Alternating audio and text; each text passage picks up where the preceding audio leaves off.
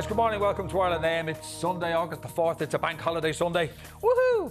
Makes no difference to us, we have Mondays off anyway. Yeah, that's very true. But you know, that won't stop us from celebrating. Anyway, coming up on today's show, speaking of celebrating, Rhys McClenaghan wins gold and Kellie Harrington is through to a gold medal fight as Ireland's Olympic medal count continues to rise. We're talking sport at 9:30. The Ireland Thinks poll is out and there's lots to discuss there. We'll have that and everything else big in today's papers before 10. Plus, you might know him as a larger-than-life character with big hair and often a catchy jingle. Yes, the one and only Mattress Mick chats to us after 10. Also, from school teaching to writing the literal book on LGBTQ plus people, this book is gay author Juno Dawson is with us after 11. And Greg O'Shea, he's a good luck charm, I think. He's been coming live from Paris all weekend celebrating the Olympics. And Greg, who will you be chatting to today from the Irish contingent? So I'm very fortunate to be chatting to yet another gold medal for Ireland. Rhys McClenaghan is in the building. He's behind me here. It's a great vibe. Everyone's having coffee and croissants and the bells are just on time as well. We're going to be chatting with Rhys very soon, so stay tuned for that. Oh, thanks. Bells are ringing for our gold medalists. I know. Totally right. And fingers crossed we'll have another one tonight. Yes. Oh, anyway. Now we'll have a first check on your Sunday paper, starting with the front page of the Sunday Independent. Its main headline reads, 72% back sending refugees to affluent areas poll. The paper goes on to report that almost 3/4 of the public believe the government should house refugees and asylum seekers in more affluent parts of the country, according to their latest opinion poll. On the front of the Business Post this morning, it leads with a headline, like a hanging before a trial. It writes that Denis O'Brien has harshly criticised the stewardship of the state's corporate watchdog in the wake of the publication of the report into the governance scandal at Independent News and Media. The Sunday Times leads with mental health crisis hits over 15,000 children in Ireland. It reports that more than 15,000 children were accepted for treatment in the HSE primary care psychology services last year, in a surge being described as a mental health crisis. Onto the tabloids, and the Sunday World puts saved by bulletproof BMW on its front page. It writes that the son of Christmas Eve gun victim Jason Hennessy Sr. has survived a daylight hit attempt thanks to his pimped-up armoured motor. The Irish Mail on Sunday leads with our day as the underdog is done. It reports that Ireland's Olympic journey scaled new heights yesterday as Rhys McClenaghan claimed an unprecedented third gold medal and Kellie Harrington fought her way to another showdown on the world's biggest stage. The Sun on Sunday opens with Rhys Gold Pieces. It writes that Rhys McClenaghan made history as he became Ireland's first ever gymnast to win a medal at the Olympics. The Irish Sunday Mirror leads with the headline, The Joy of Six. It reports that Kellie Harrington is now guaranteed at least a silver medal as Team Ireland cruise to a record Olympic medal haul. And what a day for Ireland it was yesterday at the Olympics. Did you watch? I did. It was absolutely amazing. I thought, Kellie was sensational last night. Such an incredibly tough fight as well. But there was something really emotional about Rhys McClenaghan's win. Do you know what it reminded me as well of? The God Whiffen when he won as well. Yeah. And the tears. And you know what? When you see athletes with such discipline, yeah, and then they come out and get gold, and it's like, as soon as they put that medal onto Rhys McClenaghan's, he just started crying. And you could, and when his mother said he's not preparing for this for 4 years, he's preparing for this since he was 8. I know. And then it's just that's where the tears came from. Yeah. You know, that childhood dream that was now coming true. But it was lovely with Daniel Whiffen the other day as well, because of course he was in with us recently enough, both on Zoom and in studio as well. And I interviewed him here before the World Championship in the first time, and he was like just after the Europeans, and he was like, "Yeah, I'm going to get this." Very humble, but very sure of himself. And now he's like, he's doing the whole confidence. all the Olympians, even the rowers are like, yeah, that's their thing. Now we're going to... Yeah. And it's lovely. It's great to have pride in our little nation because we're really punching above our weight. Well, are we? Because, you know, we're holding our own now. 6 medals coming back from this Olympics and the chance that there will be more. There could be... That number could be up to 7 or 8 before the day is done. I know. It's absolutely amazing. It is amazing. So there's a poll being run and it's asking who is Ireland's favourite Irish Olympian. So Rhys McClenaghan is going to be up there. Paul O'Donovan. He's top of the poll. Like everybody's saying he's the guy. 3 Olympic medals from 3 consecutive games. But he's very funny. Yeah, he's so funny. That too.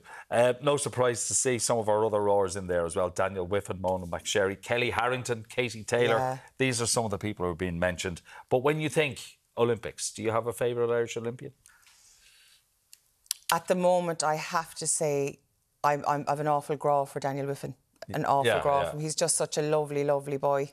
See, I sound like such a nana. He's such a lovely boy, but he is. Like, and you know when you meet people and they're just sound, and we interview people over the years, and you've had some people, they've ferocious notions about themselves, but like, he's just really, really, really nice and determined, and he's a great brother to his twin, and he's just a sweetheart, and I just think he's really, really nice, and I'm so delighted for him. And he's going to, sure, he cleared the heat yesterday, the 1500. My God, he blew that out of the water, literally, excuse the pun, but like, that final is going to be one to watch. Listen, we can't wait. Today's going to be a great day, and then when Tuesday comes around, Tuesday comes around and Kelly's fighting again. Anyway, can't wait. Country will come to a stop. Wait, you see. Anyway, who's your favourite Irish Olympian, as far as you're concerned? Listen, it could be the great Ronnie Delaney. It might be Sonia. Who knows? Could be Michael Carruth. Let us know. Who's yours? 089 611 111. We'd love to hear from you.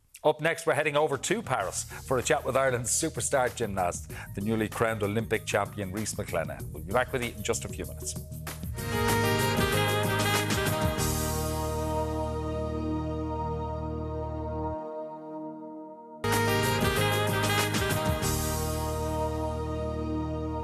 Welcome back. We're all jumping for joy yesterday as Ireland's golden boy, Rhys McClenaghan, took the Olympic crown in the gymnastics pommel horse event. Well, friend of the show and former Olympian himself, Greg O'Shea, is in Paris for us, the lucky duck. And of course, he is with Ireland's latest gold medal winner. Greg. How are you doing? I am here in sunny Paris, and the man of the moment, the golden boy indeed from County Down, Rhys McClenaghan, is right beside me, gold medalist. Let's have a chat with him. Rhys, fair play, bro. I am so proud of you. How are you feeling? You woke up this morning, your dream became a reality. Yeah, I woke up from that dream and, you know, the gold medal was sitting on my bedside table, so I'm glad to see that it was a reality.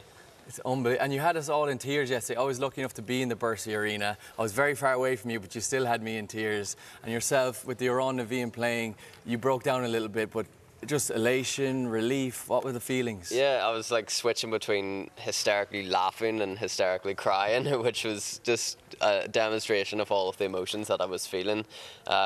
It's just a lifetime of work culminating into one little moment, and that little moment was televised to millions of people around the world, so I'm glad that everyone in the stadium got to see that and everyone watching at home got to as well. Everyone at home, I think, was crying. Online absolutely went viral with Rhys McClenaghan posts.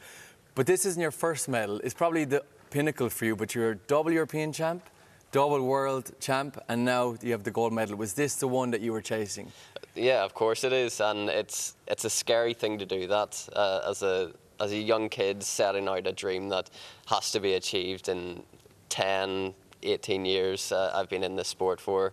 You know, that's a scary thing to set out to achieve, but to have finally achieved it, it was worth every second of it. Yeah, exactly. And your story, well, you started when you were 6, but everyone got to know your story from Tokyo when you unfortunately had the little mistake, but you bounced back so strong, so mentally strong, which everyone really is impressed by.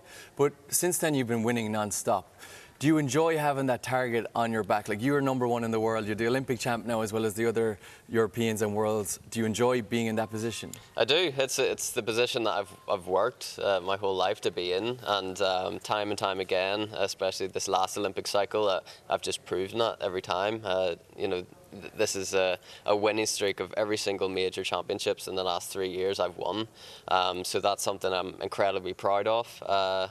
But yeah, it was topped off yesterday when I won this Olympic title. 100%. And you just have to perform. It's a once-off go. You don't get to redo it. How do you prepare for a moment like that? I was in the stadium yesterday and the tension was palpable. Everyone was cheering you on. How do you prepare for that moment mentally? By treating every training session like it's a competition, by giving each session the respect it deserves, and the effort, the mental pressure that I put on every training session. I make myself nervous for each training session, and that's how I know that I'm going to be prepared on that competition day when I'm inevitably going to be nervous. I'm used to that feeling, and then that's how I know that I can perform that routine once again like it's another training session. Wow, it's easier said than done, Rhys. That is very impressive. And yesterday you performed out of your skin, a PB, I believe it was, 15.533. Yep. So when you dismounted off that pommel horse, did you know? I know you threw your hands up in the air, you had the big smile, where you're like, that's going to be enough. I did. I knew I'd done my job. My job was to perform a clean pommel horse routine, do my intended difficulty score, which I'd never actually competed internationally before, but it happened. I've completed that routine loads in training, but to do it on the big stage when it mattered, and then to see that score pop up as a personal best, I couldn't have asked for much better. It's top class. And we were in the stadium with our amateur eyes, and I found it very hard to understand what the difference is between different athletes. Everyone's impressive, but you are the best. Can you give me a quick synopsis of what about your routine makes you the best? Because you won by a good margin. Yeah, so I would normally be known in pommel horse for my execution score being very high, and that would always bring me kind of on par with everybody else who has the higher difficulty. But yesterday what I'd done was up my difficulty score as well as maintaining that execution score, and then that kind of led to just that overall monster score of 15.533. And I think that shocked a lot of my competitors because they're used to seeing me do a lower difficulty score, but I was always prepared to put out a more difficult routine. Yeah, you definitely put down a marker, and we were watching you on the screen, sitting down on the chair, head in your hands, you couldn't really sit still. What is that like? Do you prefer going early or do you prefer going late on the day of competition? I don't really have a preference, and that's been trained in me that I should be ready to go up first in that final, and I should be ready to go up last.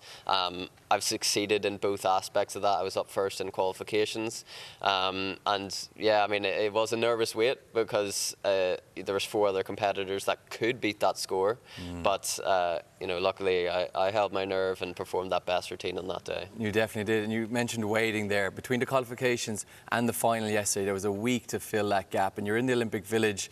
How did you keep the nerves down? What did you get up to just spend that week? Just training and keeping myself calm and cool, and my most enjoyable part of the day was going into that training session. My most enjoyable part of the finals day was also competing in that routine, so that's where I feel most comfortable. Everything else in that day is unfamiliar, but when I touch that pommel horse, I know that I'm home. Amazing. And this started back when you were 6 years old. You're 25 now. I think you started in Rathgale GC, then you came down to Dublin for a while, and now you're back up home. That moving around, have you found where your home is? Do you enjoy being back in County Down for your training? Yeah, I mean, I feel like I've definitely found my home. I found my home when I started working with my coach, Luke Carson. Now he's opened up his own gymnastics club, Origin Gymnastics, in my hometown, Newtonards. So that's certainly my home. They had a big watch party. There was loads of, all of the members were there supporting, and I'm so proud to in my hometown have this state-of-the-art gymnastics facility that I can now inspire that younger generation. Of course, it's amazing. You're really out there by yourself in relation to Olympic gymnasts getting that medal, and you're really inspiring a new generation. But speaking about the wider team, you mentioned your coach Luke Carson, your father Danny, your mother Tracy. They're a big part of this as well, supporting you and keeping your head on level shoulders. Yeah, everybody who's said one kind word to me or spurred me on in training, that compounds. Every person that does that, they've got a part of this success. Of course, obviously, the likes of my coach creating these intricate programs that I follow. My mum and dad's having this unwavering support for me. It doesn't go unnoticed, and I feel like the last 24 hours or so has been my mind being grateful for each and every person that's contributed to this gold medal. Yeah, you're very humble, Rhys, in fairness to you. What's the plan for the next few days? Is it support other athletes, continue celebrations, just get straight back home to County Down? What are you thinking? I'll definitely stay to the end of the Olympic Games. I want to experience this Games as much as possible. It's history in the making, and I'm proud to be out here supporting Team Ireland and all the rest of the athletes that have achieved this goal of becoming Olympians. And I wish them all the best in an already successful Olympic Games for Team Ireland. That's amazing. I mean, you posted a quick photo this morning on X of you between the other 2 medalists holding your legs up, saying you're going to give the rings a crack. LA 28, are we looking at you on the rings? I think so, yeah. I want to come back and do all 6 of the events in men's gymnastics, and I feel like this is a lovely time to do that. We've ticked the box of becoming one of the best of all time on pommel horse. Why not challenge myself even further and touch on some other events? You're some man, Rhys, an inspiration. Well done. We're really proud of you. Thank you so much. Well done. Well, that's Rhys McGlenigan, guys, Olympic champion. Back to you in studio. Okay. He's eyeing up more gymnastic disciplines for the future. All right. I'm just exhausted listening Setting to targets, him. Greg, already. It's brilliant. It's absolutely brilliant. So proud of him. Such a lovely, lovely guy. Yeah. Oh, fabulous. Do you know who I felt sorry for yesterday? Who? And it was just after watching that, and there were tears shed, and I was getting a bit bleary-eyed myself looking at it. The nation was. I felt really sorry for Santa Claus. Because he's got to deliver so many pommel horses on Christmas Eve because of Rhys McClenaghan. That sleigh's going to be full of pommel horses. I don't think Santa Claus can make pommel horses. No? Yeah, it's a few years of a lead in, I'd say. All right. Yeah. Santa Claus can do anything. Yeah, OK. Anyway. Right. Anyway, there you go. Anyway, we'd love to know what you thought of Rhys's win yesterday and indeed Kelly's fight last night. Let us know who your favourite Irish Olympian is as well. That's what we're asking. Do you know what? this I'd say morning. you'd be great in the pommel horse. We should get one in studio. We'll give it a go, would you? I'll be in the queue straight after you. Yeah. Let's do Excellent. it. I think I'll Anyway, take the we'll be reins talking instead. more sport after this break.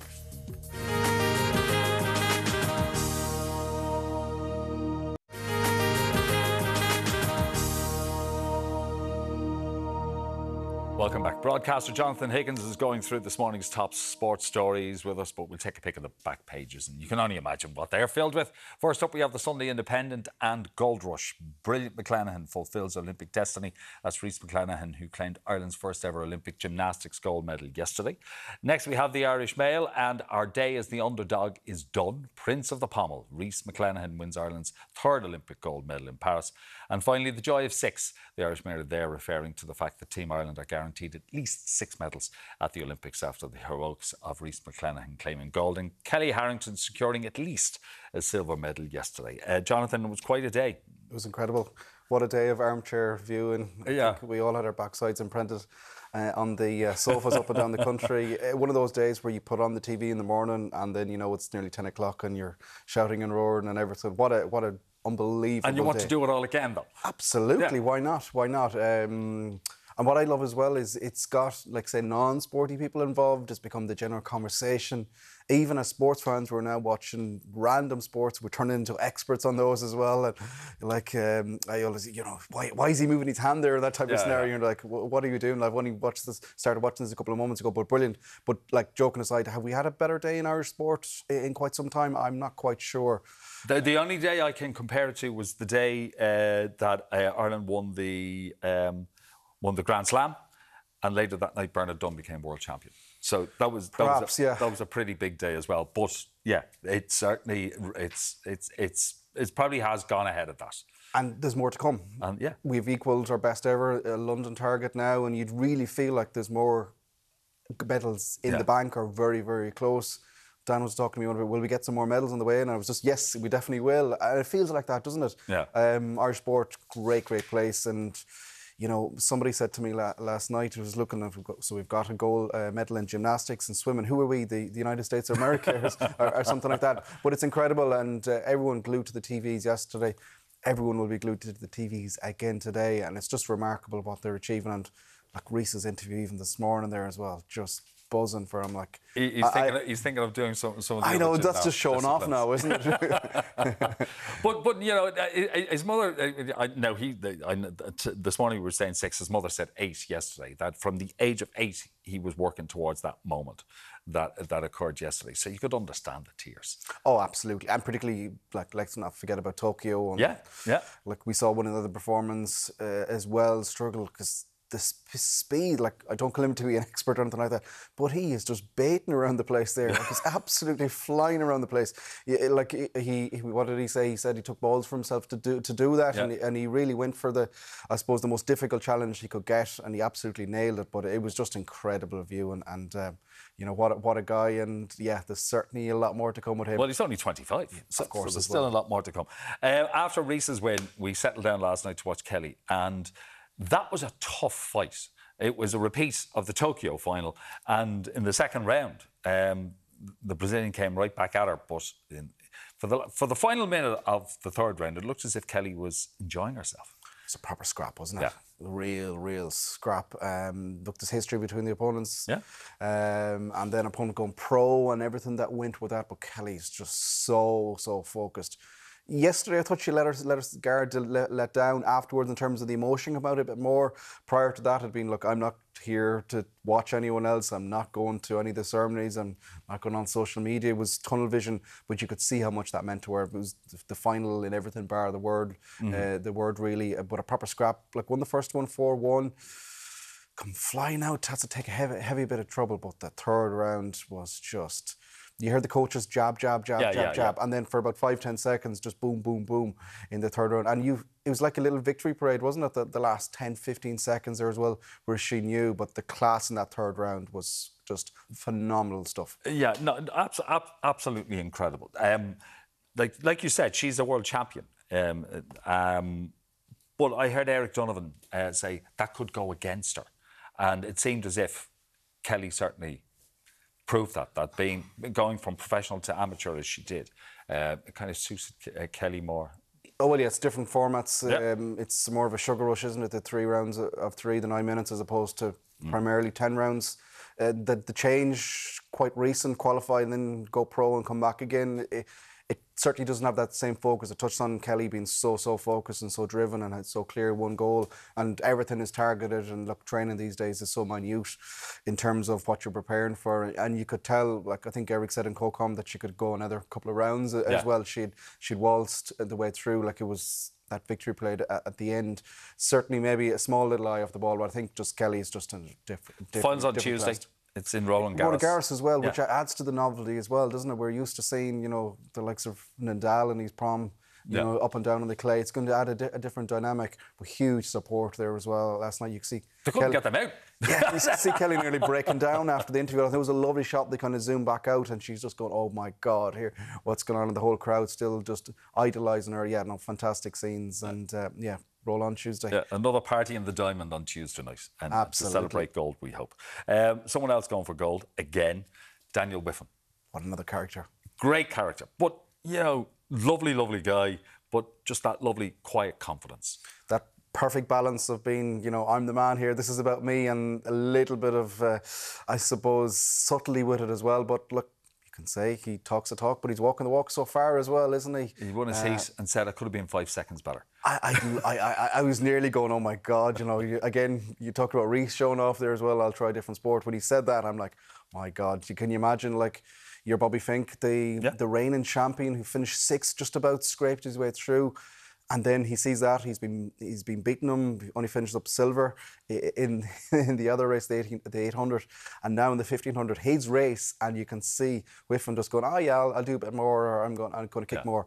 It's nearly a situation now where we're all getting excited. We're all getting into the little bit of confidence. What is it, 14:31:02 is the world record, and I think Mr. Wiffen is looking for that as not just the gold medal. I think he's targeting that world record. That world record as well, which will be incredible. But it is amazing. Just reading, I randomly started looking at a bit of the US media last night. So Caleb Duress was there. Aside from that, he didn't have any success during the week. So it's a 120-year record of a golden streak of individual medals in the pool for the USA.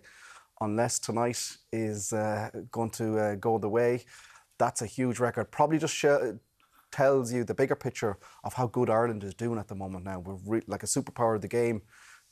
Rushing over to the small little paddies over the other side of the pond. OK, the day of the underdog is gone, one of the headlines. That's probably very accurate. Look, the golf is also going well. Rory's put himself in a great position to win for Ireland, so who knows, there could be another medal for us to brag about later. The reason I'm moving and glossing over the golf very quickly is that it's All-Ireland Ladies Finals Day. It is. And unfortunately, the elements probably aren't going to help matters, but we're looking forward to another great day of football at Croke Park. Oh, it's going to be incredible, it really is. And I just hope that weather just scatters off for a little while. But yeah, it looks like the gloves will be needed today in Croker. Big, huge occasion. The championship, the Pricklet Senior Championship, has been incredible. A little bit biased here as well. The maroon glasses will come on again, but the victory over Dublin after the extra time, nearly in the darkness of Purnell Park, kick-started Galway in a slow turn of a year in terms of relegation from the league, and then having to go the difficult way through. Got over the line against Dublin, got over the line against Cork, and then that's opened up the championship, that victory akin to the men's championship. Kerry lost the last 2 finals in a row, are coming back in the final again.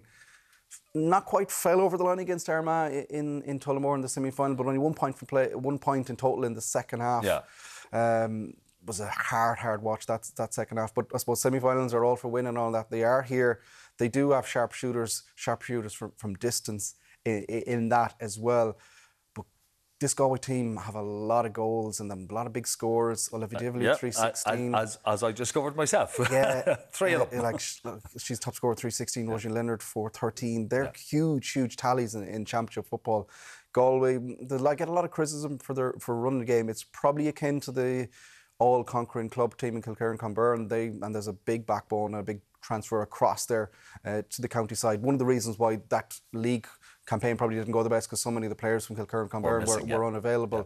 But a huge final. Kerry are the favourites, but I'm a little biased. But I just think if Galway can get the goals and keep them out, they'll be difficult to beat. The weather's probably going to make a mucker of it, isn't it, really? Yeah, it's unfortunate. It's like 19 in final again, and we played you, the Dubs in Croker. It was a horrible day. Well, let's hope it's not that bad weather-wise again, but it's certainly going to have a dynamic on the game. But yeah, it should be a great final.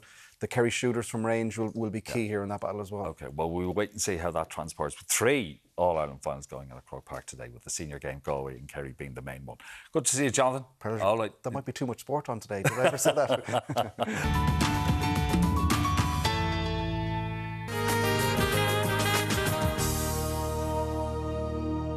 You're very welcome back. Our amazing Olympians, Rhys McClenaghan and Kellie Harrington, are, of course, all over the front pages this morning, and there's lots to discuss in the Ireland Thinks poll too. Joining me with a look at some of the stories making today's paper is our news editor with Bauer Media, Laura Donnelly, and political correspondent with the Irish Examiner, Paul Hosford. Thank you both very much for joining me on the show this morning. We have to start with the Ireland Thinks poll, really. Some interesting findings in relation to immigration, Paul. Yeah, 72% of people support sending more asylum seekers or sending more international protection applicants to more affluent areas. This is something that Sinn Féin hit on in their kind of shift on their immigration policy about a week and a half ago. Again, though, one of the things that's there, it's all well and good to support it in theory, but how do you do it? Affluent areas tend not to have readily available abandoned or disused buildings. They fall on working class areas because that's what happens when working class areas get hollowed out. That's why the likes of the Crown Paints site are empty, because they're in working class areas. They wouldn't have happened if it was in the likes of Ballsbridge. Land values there would dictate that land gets used straight away. So it's an interesting finding that more people do support the idea. I just don't know how you make it play out in practice. The other thing is that for Sinn Féin, that shift doesn't seem to have really boosted their fortunes. They're still the third most supported party in that Ireland Thinks poll. Fine Gael on 24%, Fianna Fáil on 20%, and Sinn Féin up a point to 19. So, yeah, look, it's probably had a small positive, but it's not the silver bullet if they thought that was the one to kind of drag them back into parity with Fine Gael. Yeah, and this time last year we would have thought Mary Lou was searched for being the next Taoiseach, but now, according to the poll, she's gone from 47 down to 20, I believe. Yeah, absolutely. And Simon Harris up 33 points to 48%. And that's a huge jump for him. Now, he obviously is already in the position. We're talking about Mary Lou looking to move in there. And it's hard to know what brought that for him. I mean, when he came into the role, there was talk of, he's a fresh face, new energy. There's also the way he was described as the TikTok Taoiseach, and he's really quick on social media. As soon as something good happens, the Olympics and stuff like that, he's seen to be congratulating. As soon as something bad happens, we look to the likes of Kulak and stuff like that, he's condemning it. So maybe he's reaching people differently in the way that others haven't on social media. Others may just have their team use social media and they're not as quick to react. So it's possibly that. It's just hard to know where it's coming from. And he's not afraid of being assertive either when it comes to situations like in Palestine and condemning the Israeli actions over there. So maybe that has something to do with it as well. I don't know. Yeah, I think one of the big questions that we had when Simon Harris became the new leader was, look, this is a party that's been in power for 13 years. It's a long road. Simon Harris himself has been on the national stage for a long time. How do you package that in a way that's different? That was the big question.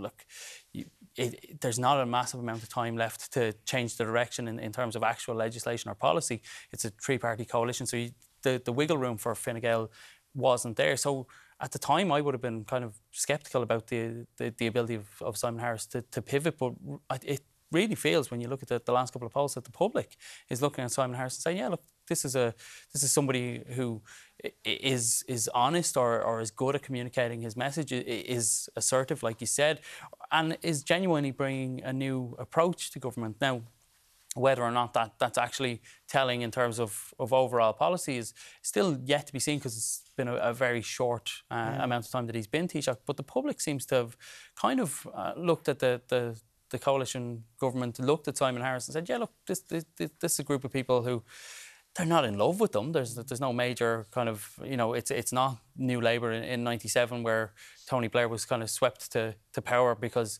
people really, really liked him. It feels almost like Labour in the UK now, where you could see what they called in the UK a loveless landslide, where the coalition comes back because the people look at it as kind of the least, not even the least bad option, but just the boring, safe option, and say, look, that's the people that I want to do the job. Immigration, of course, is very high on the agenda as well for Irish people, according to the poll. Yeah, so the obvious things top the list, like housing and cost of living, but then also high up on the list now is immigration, and also concern over the rise of the far right. And I suppose that comes from all of the headlines and the attacks and incidents we've seen lately. And I guess people are concerned that when people are worried or upset about something that's going on in their local area, it turns into a protest, it turns into days of fighting, it turns into people putting on the masks and balaclavas and stuff like that. So there's been a lot of sort of coverage of things like that. So no doubt that's why that's in people's mind. So it's higher up on the list this time than previously it would have been, but housing is still there. Yeah, housing is still on top. And of course, a lot of people think we've taken in too many refugees as well. Yeah, that's it's up from last year. About 62% of people think that we've taken in too many refugees. I think people are pretty pragmatic about the rise of the far right as well. When you look at something like Coolock, that closed down the Malahide Road, that's something that people would look at and say, a lot of people aren't that online, so they wouldn't have been aware of the tactics or the rhetoric, but they've been aware of a main road being shut down. So I think take me an hour longer to get home after exactly, work. Yeah, I think people see that and they think that's a group of people that that's a tactic that I don't agree with, and that's why you kind of see that. I think the discussion around immigration is kind of, I suppose it's one of those things that's not going away in Irish political life, and I don't know if anyone has really, the government has. It's started to make, I suppose, grasp the nettle in a lot of ways. And I think, so we come back to Simon Harris, I think generally he's been good at communicating what the government is doing well and what needs to be done. And speaking of the government, very, very briefly before we go, the reform to the clock-in system in the Dáil has been ditched. Tell us in as few words as you can what they were going to do and why they've stopped the plan. So you can be clocked in while not being physically there, and this was raised by the then Minister for Finance, Michael McGrath, 3 years ago, and outsiders were brought in to review it, and it was said to be, he then said the public perception is this is open to abuse and we need to change that, and 3 years later nothing has been done, and it's kind of fallen off the radar, and it doesn't seem like there's any movement on that. I suppose all the back of Darragh Murphy's controversy, really, wasn't it? What was it, 4,300 a month he claimed in travel expenses despite having a full-time job in Brussels? Yeah, this goes back to 2019, and it is that perception that the what's called the travel and accommodation allowance, that's part of the public representation allowance, it's broken down, but it graduates based on how far away from Leinster House you are. So if you're in Donegal or Cork, you get more. If you're within 25 kilometres of Leinster House, you get less. But really, all that needs to be done at the moment is it's just a simple fob. It's tapped against. Michael McGrath's letter at the time to the Oireachtas suggested things like iris scanning or facial recognition to kind of give people give people the comfort that their public representatives were on the campus all day or were there when they should have been. But I think one of the things is that the entire reform agenda around public service, around allowances, around expenses, just hasn't been there over the lifetime of this Dáil. It kind of fell away after the crash. It was one of those things during the crash. It was, we're going to really look at reforming these things. What happened was TD. Kelsaprees are hanging on to their expenses. Shock, horror, surprise, and thank you so much, both of you, for joining me on the show this morning. Now, still to come, National Treasure Mattress Mick joins us. Plus, we're whipping up a barbecue in the kitchen. We're back after this short break.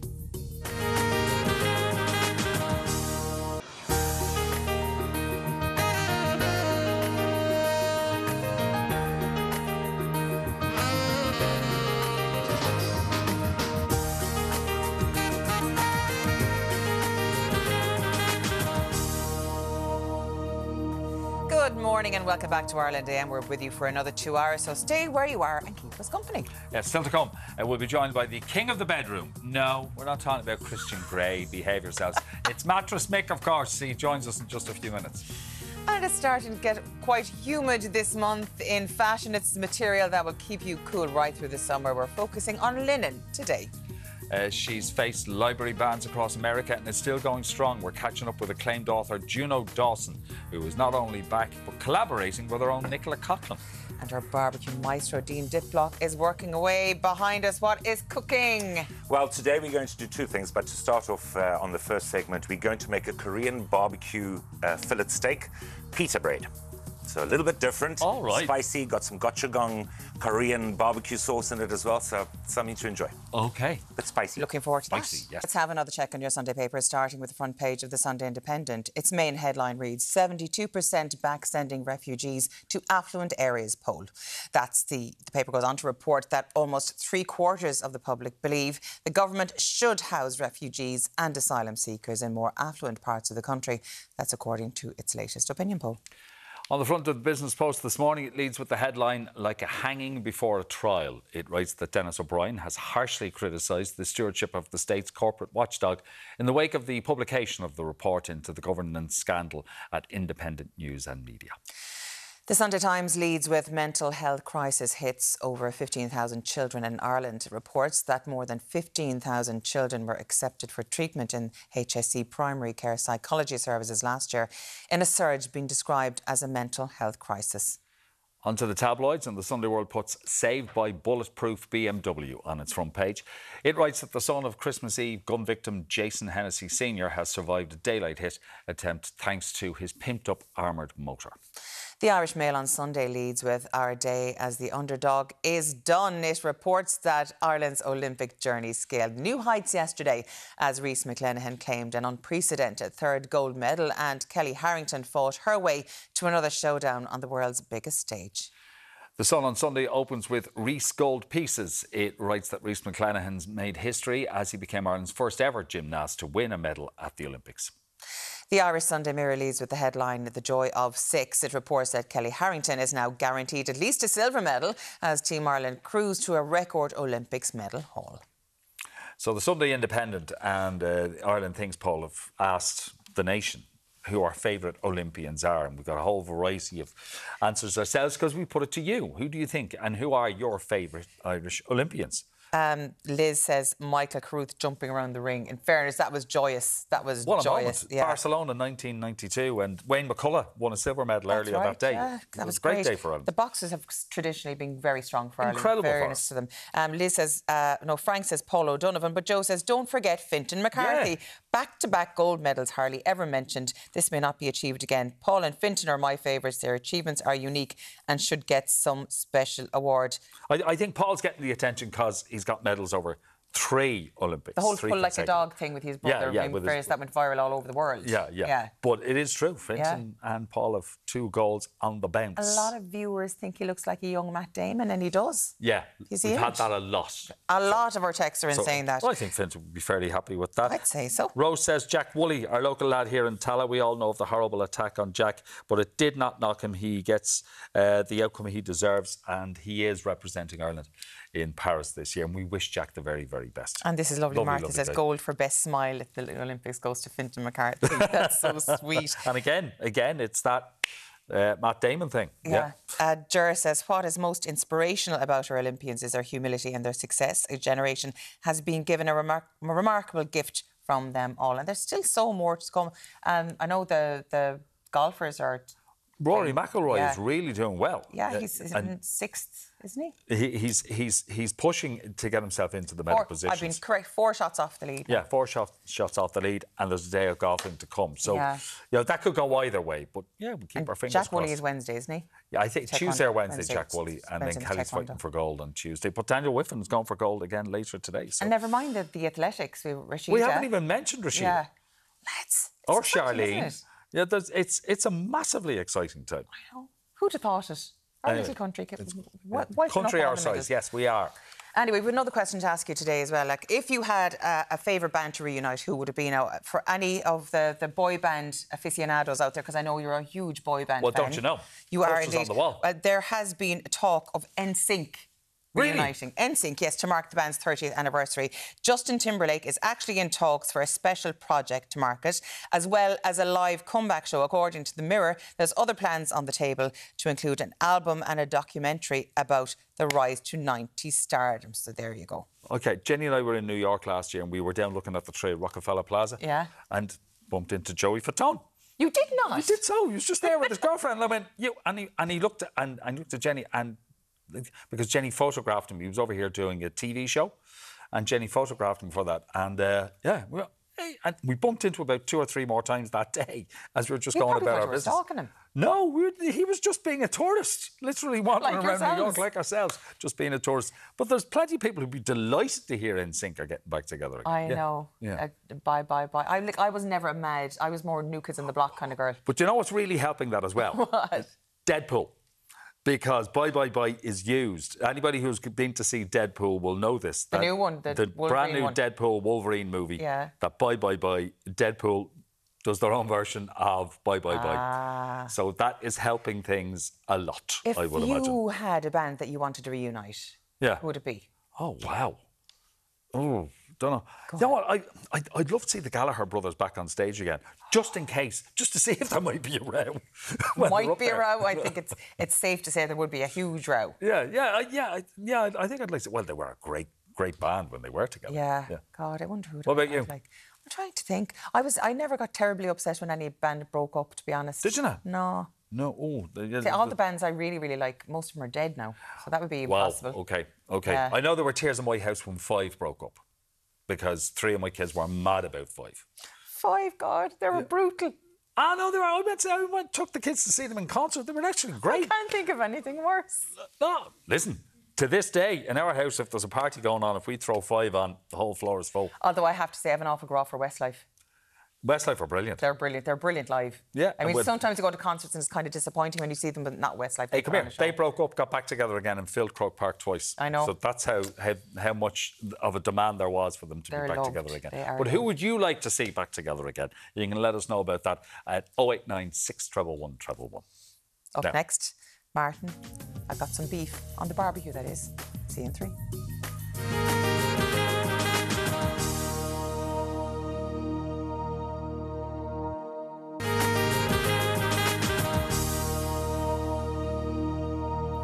Welcome back. Whether it's sunny, cloudy, or even lashing, it's an Irish tradition to wheel out the barbecue for any bank holiday occasion. And lucky for us, we've got the best in the business. Dean Diplock from Brayfee House Resort is cooking up a storm for us this morning. And this is, well, for those who might be cooking beef today, if you are taking the barbecue out, this is a little bit different. A little bit different. So we're going to start off with some nice toasted sesame oil, some soy sauce, and then some grated ginger. Sorry, nice fresh grated ginger. Okay. Okay, we'll get those out of the way quickly. It's all Then about we're going the to prep. take, yeah, exactly. So then we're going to take our beef here. I've got some lovely marbled beef fillet. You've cut it very thinly. Oh, it's going to cook very quick. Yeah. So we don't want to be messing around, as they say. Right? So People going to a barbecue generally want to eat. yes, and Quickly. they're hungry when they get there. So yeah. about 3 pieces to to each of the skewers. So the skewer here, I'm doing one side, just skewering it Yeah. through, as you see, like a needle threading, Yeah. like so. Right, and then the other side, same again. Through it, like so. So it's easy to turn over. Okay, and that is literally it. It's literally it. It goes straight onto the barbecue very quickly. It cooks so quickly, so we need to get moving. All right. Okay, next part. Get rid of those gloves quick. Right, next part is the sauce that we're going to be brushing it with. So this is gochujang, which is a Korean you barbecue didn't just sauce. make that up, did you? No. This is it. It's got to be sweet, so some honey goes into that. Again, a little bit of soy sauce. Squeeze of half a lime. There we go into that. Okay, is gochujang an easy sauce to find? Or? Easily available these days. Most of the Asian shops would have it. It comes as the paste. If you don't have it, you can go 3 tablespoons of tomato ketchup and some sriracha. About 1 tablespoon of sriracha. Can we? Can you see that there? See what that is. That's a nice spicy barbecue sauce there. I'm now just going to brush it on the beef. If we're going to shoot down here, literally just brush it on. This is going to cook so quickly. I'm going to turn this one around because that's basically done. Turn that over. That quick? Very quick. It's very thin slices of beef. Fillet of beef does not take very long to cook. And it's so tender, it's going to cook in no time whatsoever. When you made that marinade, I know you literally made it in front of us, dipped the beef in, and off we went. Can you do it that quick, or is it better to leave it for a little while sitting in that? Well, I would marinate the beef with the soy and the ginger perhaps for an hour, That's but this goes very quickly. Yeah, but this is very just quickly. the glaze. It's just the glaze that you're going to toast basically on the fire. So the hotter it is, the better actually. Okay. But if you want to do chicken or something like that, you're going to need a little more time. All right. Pita breads. We've done this before, where we've put the pita breads in and we've brushed them with a little water. We pop them on the barbecue and we just warm them up so they're nice and soft and easy to work with. Okay. Okay. Now, our salad that goes on the inside of any pita bread, cabbage, red cabbage, carrot, some lime. We have a sriracha and we have a garlic mayonnaise. Now, you can make it as hot as you like. Yeah. Chilies or anything you like to go into it, but it doesn't take very long. That gochujang sauce, is that kind of like a... Would it be sriracha and ketchup? It's like, as I say, it's like sriracha and ketchup, but it's not quite. It has bean sauce, I think it's black bean sauce, etc. in it. So I'm just going to take that off because that's ready. Open that up. If you do slip and slide around here, it's the drool coming from our crew. Not to worry. Watching this as it's being prepared. Okay, so in our pita bread, we open up the envelope. Come on, there we go. There we go. All of this can be prepared in advance, obviously. Yeah. I'm going to open that up a bit. Are you used to, like I know in South Africa, you would get gorgeous weather most of the time, which is always great barbecue weather and great reason to be eating outside. So have you got used to, in Ireland, barbecue in the rain? Any type of cover above your head and we can barbecue, I can assure you. We were hoping earlier in the week that when Dean came up and we were doing this barbecue section, we'd be out in the garden. Yeah, not quite. No. I did warn before I came, are you sure this is a good idea? Because I'm not so sure, according to the weather report and Stru's News, it is a little bit hectic up in west of Ireland where I came from this morning. Yeah. The weather is yellow warning, so it's on its way. Prepare yourselves. So you're getting ahead of it to warn the east. To let yourselves know it's on the way. It's on the way. It's coming. There we go, sir. So what have you added now? You've added some of the some of the cabbage, red cabbage, correct, carrots. and then I put a little bit of the sriracha because I like it spicy. Now I don't know how spicy you like it. Oh, look, listen, you don't mind spice? I don't mind spice. Well, then here you go. Was there a little bit more? I saw garlic going. A bit of garlic mayonnaise, just to dress it. You can just put normal dressing if you want to. There's no issue with that. But give that a taste, sir, and see what you think of it. You'll have to grab it with both hands. Yeah, and it could get a bit messy. Okay. Yeah. That fillet steak is absolutely fantastic, by the way. It is so soft. When I was prepping it yesterday, the marbling in it, I thought, oh, this could be such a nice steak, but it's going to be fabulous on the barbecue. Oh, yeah. Right. Turn these over because we know that the camera team will be digging into this as soon as we go off air.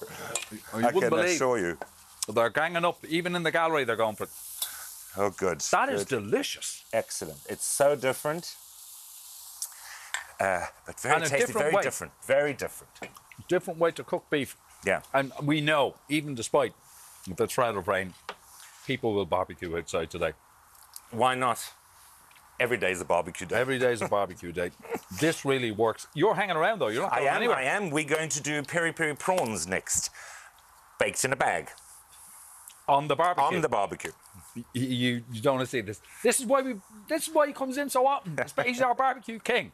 Anyway, if you want to do this, if you are thinking of barbecuing this weekend or any other weekend through the month of August, you'll find full recipe details up on our website. And of course, Dean will be sticking around, like we said, for some more barbecue goodies later this morning. Up next, he's a national treasure in his own right. We're joined by Ireland's finest mattress salesman. It is the man, the legend that is Mattress Mick. Stay with us. He'll be with us after.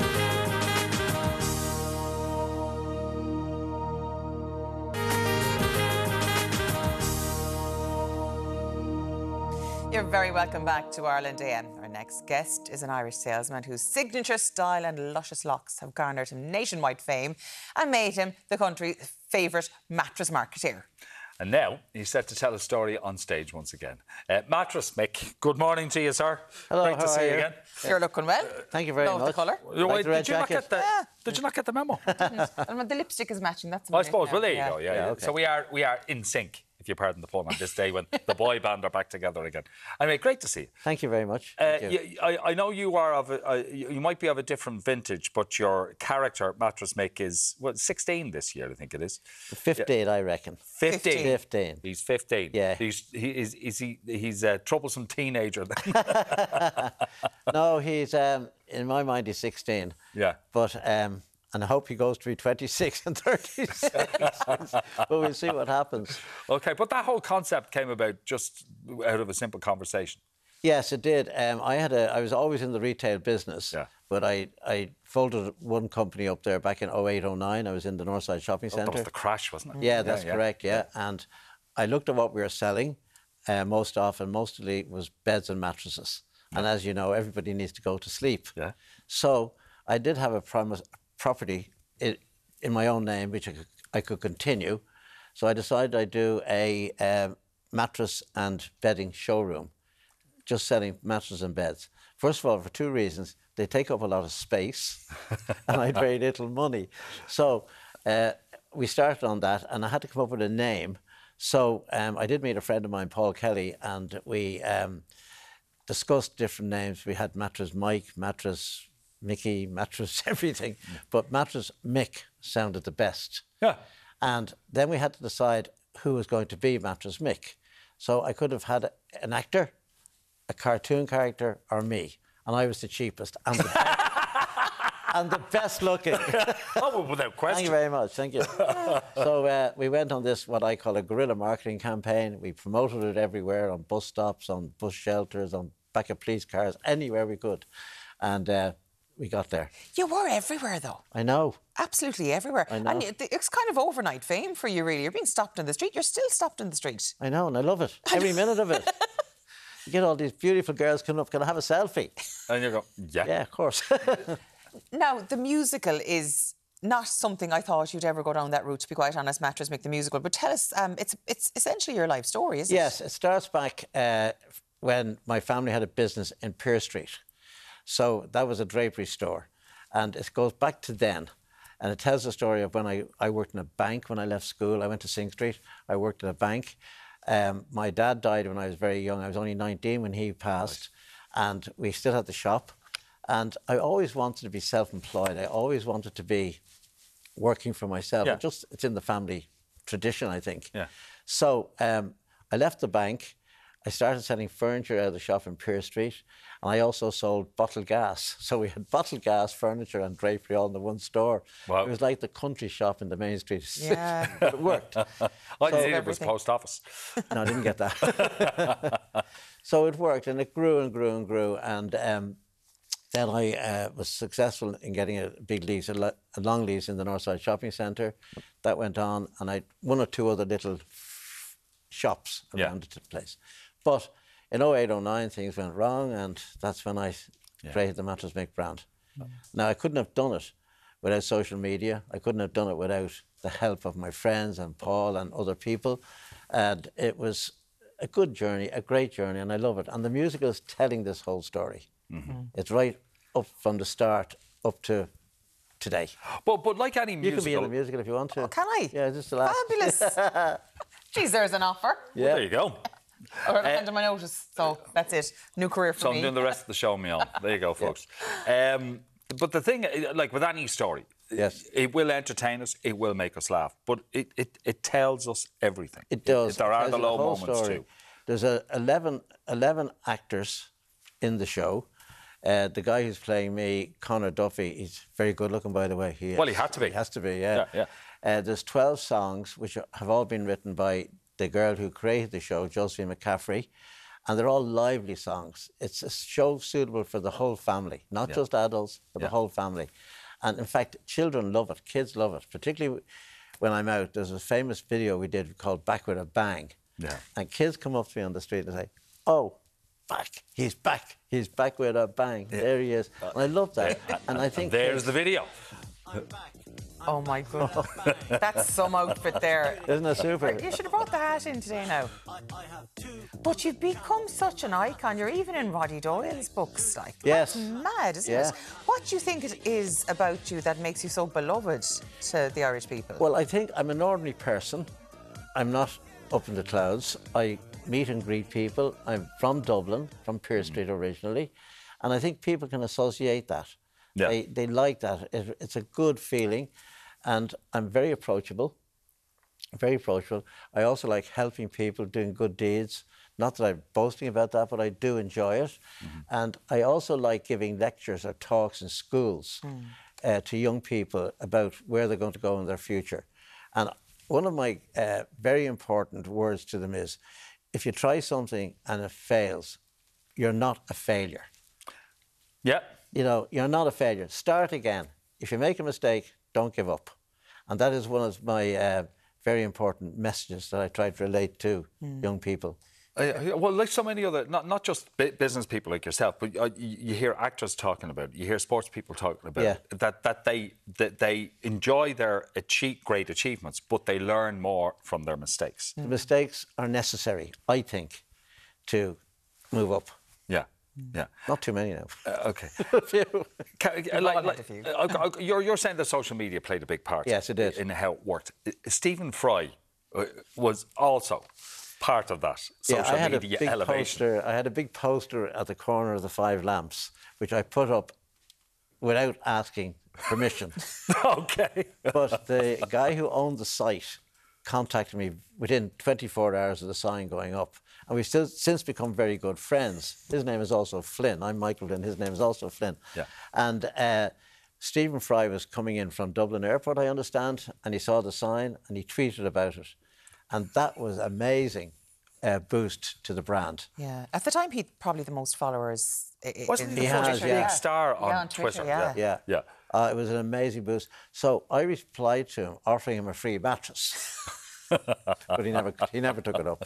Well, not never yet. say never. Not yet. Not No, yet. You never know. Send him never a know. ticket for the musical and he might want But one. it was a great story, and it certainly helped a lot. I mean, I got a lot of other very good breaks as well, from RTE, from you guys, from other people, newspapers, and it's all helped.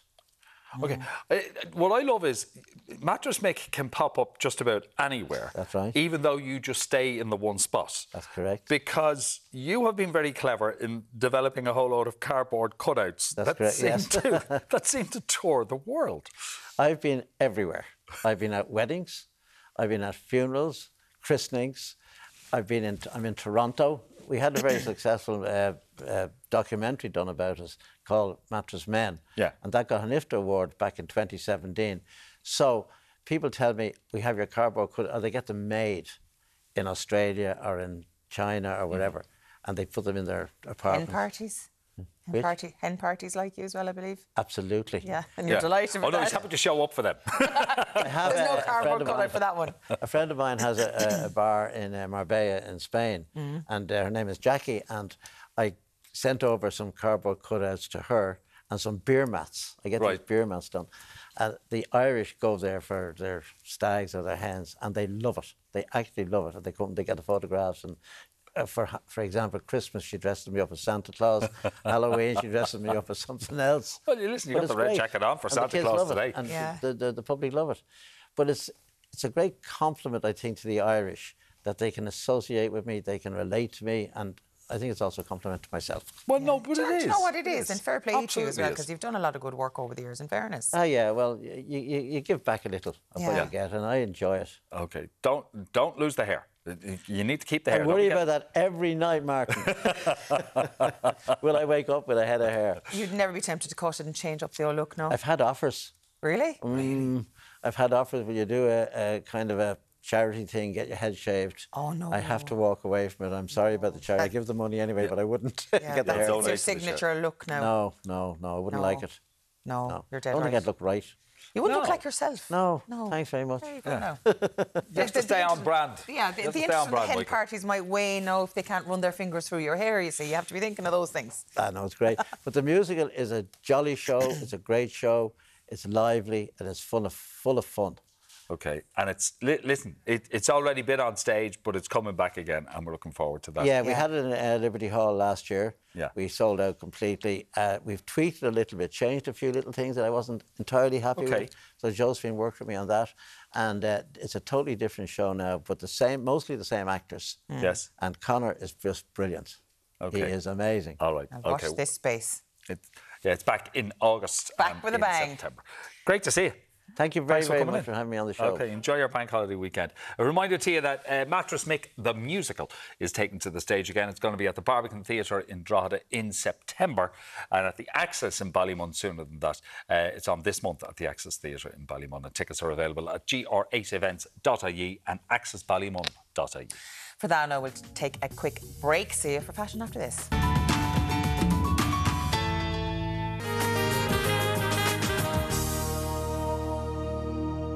Very welcome back to Ireland AM. Well, we've had some sun this week finally, so we're turning our attention to a summer fabric guaranteed to keep us cool. We're looking at linen now with stylist Shirley Lane. Very cool, calm and collected today. Yes, I love linen. I actually think it's, do you know what's kind of those dresses that you take out year after year, completely timeless, so you're not buying into like a trend that's going to be fast and furious. This is going to be in your wardrobe for years. And linen, which of is course, lovely. a natural fabric. It's biodegradable, breathable, all that. So there's no carbon Absolutely. footprint. No, after them. and really, really comfortable to wear. Yeah. You know, especially like if you overheat and all of that, you just put it on and you're just really ready to go. I love this one. Baby blue. Oh, I think it's absolutely stunning. And when we're looking at like your sustainable kind of fabrics and stuff like that, this is timeless. You could take this out in 20 years and it's going to literally still look brand new. A little bit pricier just because you're buying just pure 100% linen. And with this particular dress as well, it's from Reese. This one is pure lined. The whole lot of it is lined. And I think when you're buying the liner, you're just buying that beautiful cotton, beautiful fit. And you're talking about the straps. I am about to talk I about knew the you were straps. going to I've talk about the noticed straps. them. The back of them, they're like a bra strap. They're adjustable. Absolutely fabulous. So this particular dress is from Reese. It's magic. It's magic, right? But they've thought of everything. So Reese is a premium brand.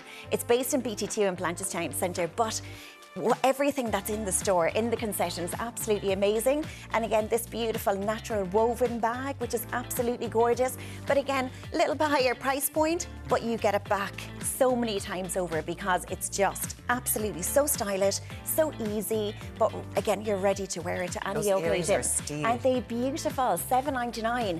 And these are from New Collection in Parfois. And Parfois is like an accessory store within Blanchardstown Centre. Absolutely amazing. And I've just teamed it with these beautiful leather wedges. So these are €80 from BT2.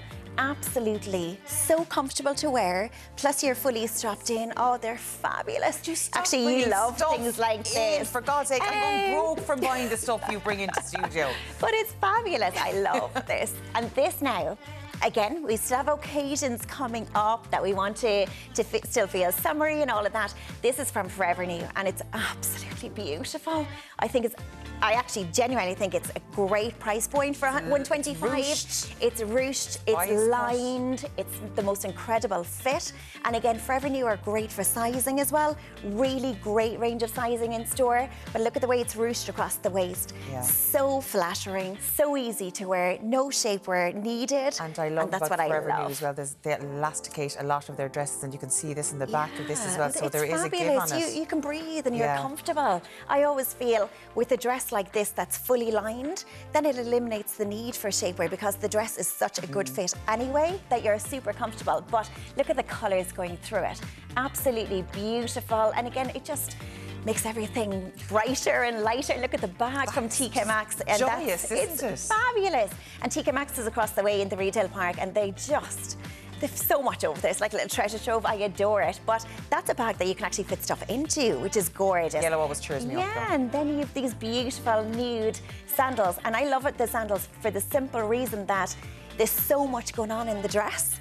And again, we're giving it that beautiful pop of colour with the bag, so we're keeping your shoes neutral. They're gorgeous. They're stunning. And look at the block heel. So you can dance, you can last in them all night, and you have an ankle strap, so you're well tied in. I've got too many pairs of shoes. They're I can't. absolutely beautiful. But you know what? When you go into the high street at the minute, there's so much linen in there, and it's just lovely to just give it a second glance and embrace it. And this next one, Karina, this is beautiful. I love this. This dress looks it's so elegant. expensive. It doesn't it? It's not at all. And it's from Mango, $69.95. Such a beautiful dress. Beautiful cut. Again, you can see the lining underneath the dress. So with a white linen dress, you nearly need a bit of lining. Otherwise, you'll have to wear. Would be strong. Yeah. Otherwise, you just have to add a slip. Whereas this one, you don't have to do anything. But it's beautiful. And look at the neckline. Absolutely gorgeous. So you have that double panel coming down the bust line. So flattering. Really stylish. I just think it's beautiful. But Mango at the minute, like prices are amazing. Fabrics are incredible. So much new stock in there at the minute. And again, you've that beautiful tan little detail on the waist. But such a beautiful dress. Like this dress you could take out forever. And now look at this bag. So I have to tell a story about this bag because it's absolutely... There's a story about a bag. Well, here we go. Flying out the door at the minute in Dunnes Stores. It's €25. Looks so much more expensive. It looks like that Dior bag, doesn't it? Absolutely fab. I was picking it up the other day and there was like 3 or 4 people in the queue buying the exact same. And then these beautiful shoes. I love Cinders. And Cinders are located within Dunnes Stores because they do the most stylish yet comfortable heels, boots, trainers, whatever you're looking for, but super price point for the comfort. $49.95, that gorgeous like gold detail, but fab. Really, really nice. But like the high street is what with new stock at the minute, which I love. Back look at this. For a bit of Barbie core again. Stunning. You just can't go away from the pink, can you? This. No, I love a bit pink. Look at this. Number 1, quality. So you're starting with this beautiful linen dress. Look at the cut of the sleeve, just the sleeve length even, I adore. And I love the hemline, right? So this dress is from Salsa in BT2. Salsa jeans, Salsa. Salsa jeans, Salsa. And I've featured a good few jeans and jumpsuits and dresses over the last few months. I just adore their stock. I just think this dress, whether it's workwear, barbecue wear, weekend wear, it's so wearable because, again, you have the beautiful neckline, gorgeous sleeve length. It's elasticated, so you can breathe in it. It's so comfortable to wear, and it's lined. And again, sometimes you don't want a dress that's too long that you're a bit restricted. Again, you have the slit here, which is fab. Look at the bag. Oh, that's gorgeous. So the bag is just a showstopper, again, from Parfois, $44.99. So if you had any occasion coming up, That put this matches to everything. it. It matches everything. It has silvers, like limes, pinks, purples, you name it. But Parfois have just amazing stuff at the minute. And again, beautiful. I love these earrings. They're very light. They're so light, perfect neutral tone, so it goes with absolutely everything. $7.99. What an absolute bargain. And then these beautiful shoes. The reason I chose these shoes is because we're going back into that lovely kind of low to mid heel. So they're comfortable. We're not going to break our necks. We're not going to break our necks. We're going to absolutely walk with a bit of elegance, and they're absolutely stunning. But I love the colour. I think Sling the colour nice is as well. beautiful. It's nice for a little detail. Yeah, these are only brand new stock now. Only arrived in Blanchardstown Centre maybe Thursday. But I think they're such a bearable height. You can wear them in the office. You can wear them going out. But like all of our looks today, all brand new stock, all Blanchardstown Centre. But it's just lovely to get in, see all the new bits, and still work with a bit of colour. Yeah, and we linen still is have a so bit of fresh. colour in us. And you don't have to say with the khakis and the neutrals and the beiges for linen because you can pop it up. Absolutely, like the pink, and again, even the accessories from Parfois. Add them all in. Go all out. Oh, those colours just cheer me up, I have to say. Cheer me up. Anyway, thank you so much Thank once you again so for joining us much. on the show today, Shirley. Now, still to come this morning, we sit down with award-winning author Juno Dawson. Plus, we look ahead to the best of this week's Tell-AC after this break.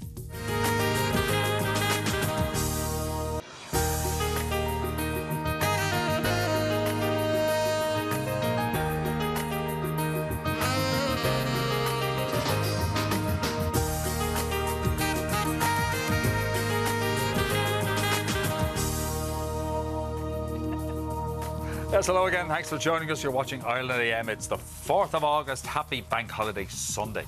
Now, still to come this morning, she's faced book bans across the United States, but has since thrived with her tales of epic fantasy and a cheeky bit of Doctor Who on the side. Author Juna Dawson is with us soon. Plus, as the three young messers from Belfast finally hit the big screen, we'll be previewing Kneecap in our film and telly chat a little later. And Mean Dean, the cooking machine, is still working away in the kitchen. Well, not technically the kitchen. You're out barbecuing for us today, but this is barbecue with a twist. Just a little different as usual. Yes. A bit of make and do going Make and on. do. Yeah. So I've made it an envelope out of tin foil, and I've put the brown paper inside. Hang on, you made this yourself? Yes, just wrapped over Parchment paper. tin foil parchment on the inside. Look at and that becomes a little boil in a bag type of thing that we're going to do on the barbecue. With all the prawns and toppings, it's very, very nice. And then we're going to serve it with crispy bread. What does that do to the flavour as opposed to throwing it straight on the barbecue? Well, it locks everything in, doesn't it? So you've got a nice heat, it puffs up so that it's got a little bit of steam on the inside, and it's done within 10 minutes. And it's not as tough as it would be normally? Absolutely. You'll see there's a lot of juice for soaking up with the It's got very breads. impressive looking prawns. Lovely prawns. I'll show you how to peel them as well. OK. I If hate you like peeling peri prawns and you want to do them on the barbecue, you need to see this. We're starting with the front page of the Sunday Independent. Its main headline reads, 72% back sending refugees to affluent areas. Poll. The paper goes on to report that almost 3/4 of the public believe the government should house refugees and asylum seekers in more affluent parts of the country, according to their latest opinion poll. On the front of the Business Post this morning, it leads with the headline, like a hanging before a trial. It writes that Denis O'Brien has harshly criticised the stewardship of the state's corporate watchdog in the wake of the publication of the report into the governance scandal at Independent News and Media. The Sunday Times leads with mental health crisis hits more than 15,000 children in Ireland. It reports that more than 15,000 children were accepted for treatment in HSE primary care psychology services last year in a surge being described as a mental health crisis. On to the tabloids, and the Sunday World puts saved by bulletproof BMW on its front page. It writes that the son of Christmas Eve gun victim Jason Hennessy Sr. has survived a daylight hit attempt thanks to his pimped-up armoured motor. The Irish Mail on Sunday leads with our day as the underdog is done. It reports that Ireland's Olympic journey scaled new heights yesterday as Rhys McClenaghan claimed an unprecedented third gold medal, and Kellie Harrington fought her way to another showdown on the world's biggest stage. The Sun on Sunday opens with Rhys Gold Pieces. It writes that Rhys McClenaghan made history as he became Ireland's first ever gymnast to win a medal at the Olympics. The Irish Sunday Mirror leads with the headline, The Joy of Six. It reports that Kellie Harrington is now guaranteed at least a silver medal as Team Ireland cruise to a record Olympics medal haul. And we're hoping that that will build even further today. So we've got our fingers crossed. Exciting day today. Oh, yeah, Daniel Whiffen and maybe Rory can get a medal. Watch this space. We'll be watching. We will be watching. Now, earlier on, we did ask you of the rumours that NSYNC are getting back together for their 30th anniversary with an album, etc., and a tour. What band would you like to get back together? And a lot of people agreeing with you, Martin. Ray says, I'd love to see Oasis reunited, the best band of the 90s. What about Blur?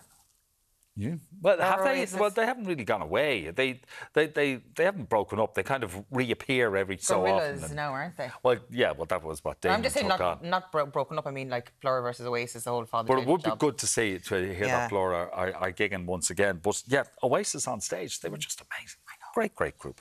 Lydia, I need One Direction to get back together. It was just their 14th anniversary a few weeks ago. 14? Yeah, well, not 14 years since they broke up, but 14 years since they were put together. They formed as a band, yeah. Oh, my goodness gracious It me, is I crazy. feel All old. I I am. don't see that ever happening. One Direction?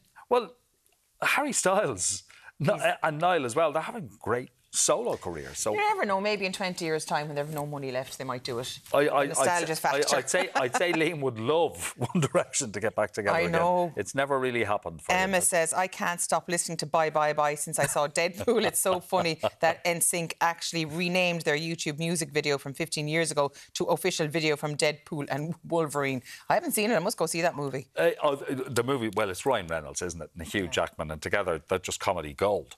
But there is a routine. In fact, that was reenacted in our sitting room the other evening by our second youngest, by Matthew. He actually did his whole NSYNC thing. Better than to suggest dances in this studio.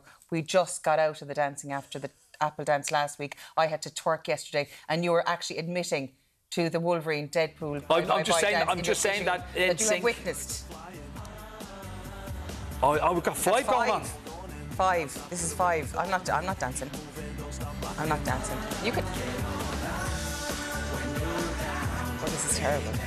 You know what's going to happen now. So you're going off on your holidays, and they're going to have those stupid dances for the rest of us to do.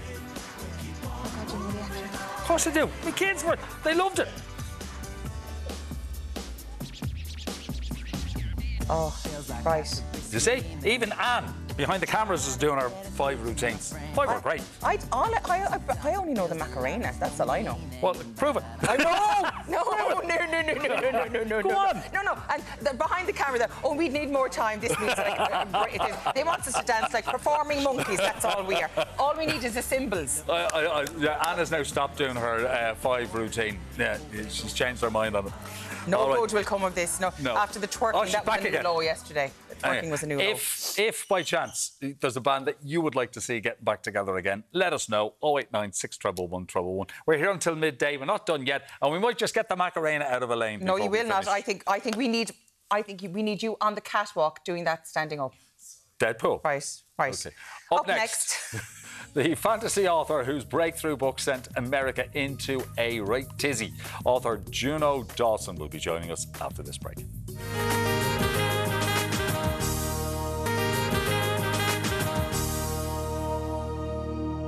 You're very welcome back. Our next guest repertoire includes fiction, non-fiction, radio plays, columns and even podcasts. Now, needless to say, she knows how to keep busy.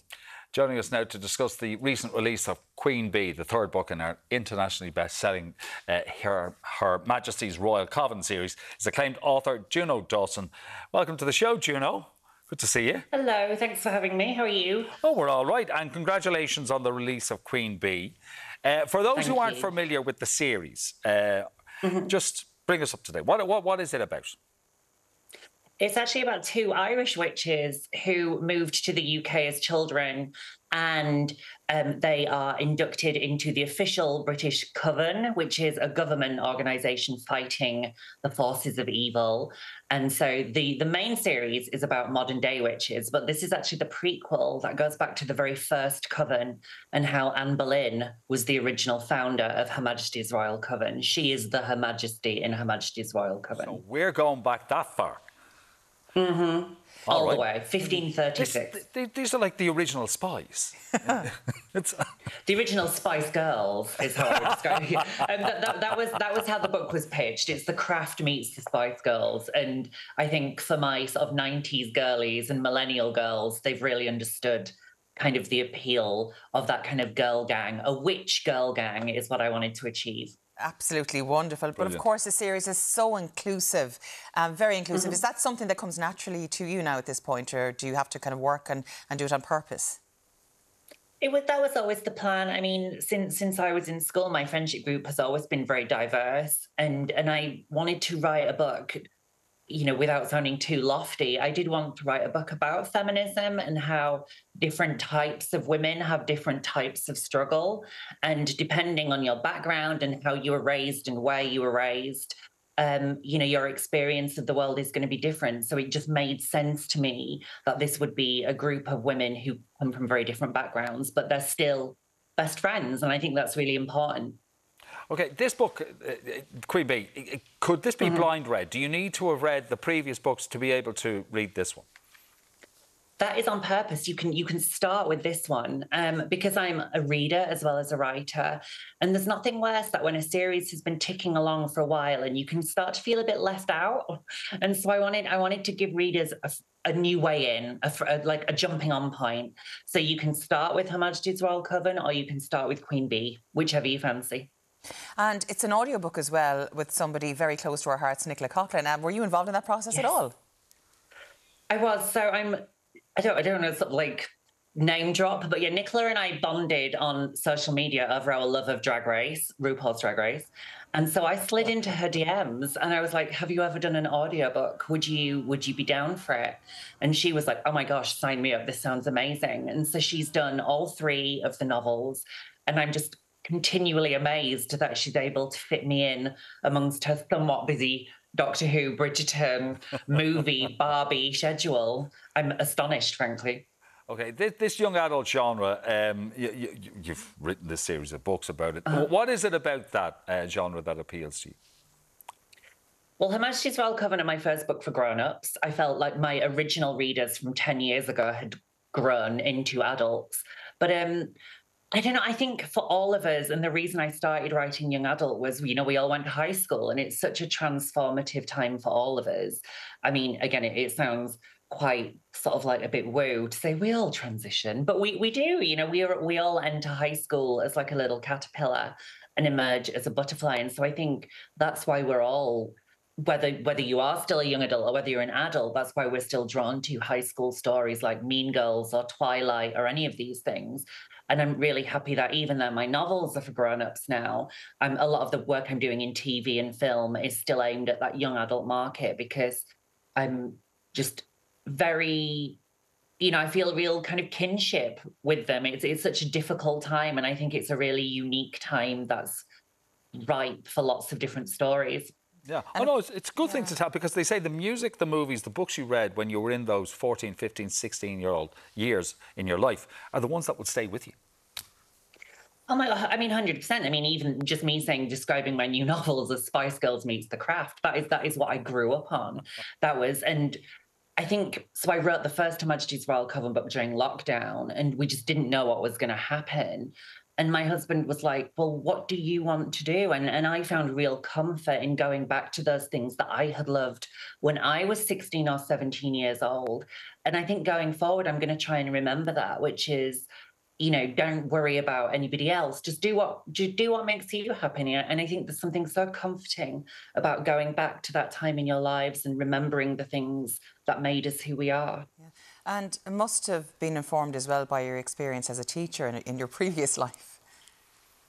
That feels like a long time ago now. But yeah, I used to be a primary school teacher. I taught mostly in the UK Year 6, which is 10 and 11-year-olds. So that's the last year before they go off to high school. And yeah, that was how I got into young adult writing. A lot of the girls in my class started bringing this book with this apple on the front. And I was like, what is this? What is this fascinating apple all my kids are really into? And of course, that book was Twilight. And it was through those readers that I was introduced to books like The Hunger Games and Twilight and Noughts and Crosses by Mallory Blackman. And so that was how I ended up where I am. I was a teacher who became an author. Yeah. And your career arguably skyrocketed with your book, This Book Is Gay, and caused huge controversy in terms of banning books and all that furore, which in the very idea of banning a book is so archaic. What do you think of that in this day and age? It's really sad. And you know what's so interesting? That book came out 10 years ago. And when it first came out, there was very little fuss. Librarians and teachers recognised it really sort of filled a gap in the market. There wasn't really anything for LGBTQ youth, certainly nothing frank and honest about, look, this is how to have safe sex, this is how to get help if you need it. And then slowly over the years, I would say not so much in the UK. There was some protests in Cork last year, but most of the fuss has come from the United States. That's where nearly all the book banning has happened.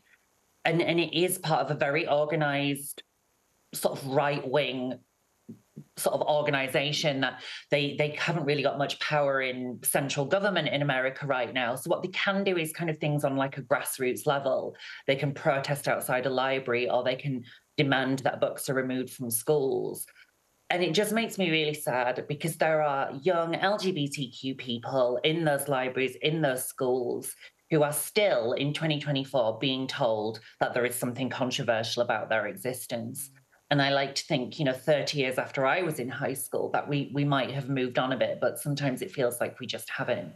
But it seemed in Ireland, it seemed as if we did move, and we were very progressive. We had that equality referendum in 2015. Now we've seen some pushback here in Ireland in the last number of years. Have we seen that pushback just across the world in general?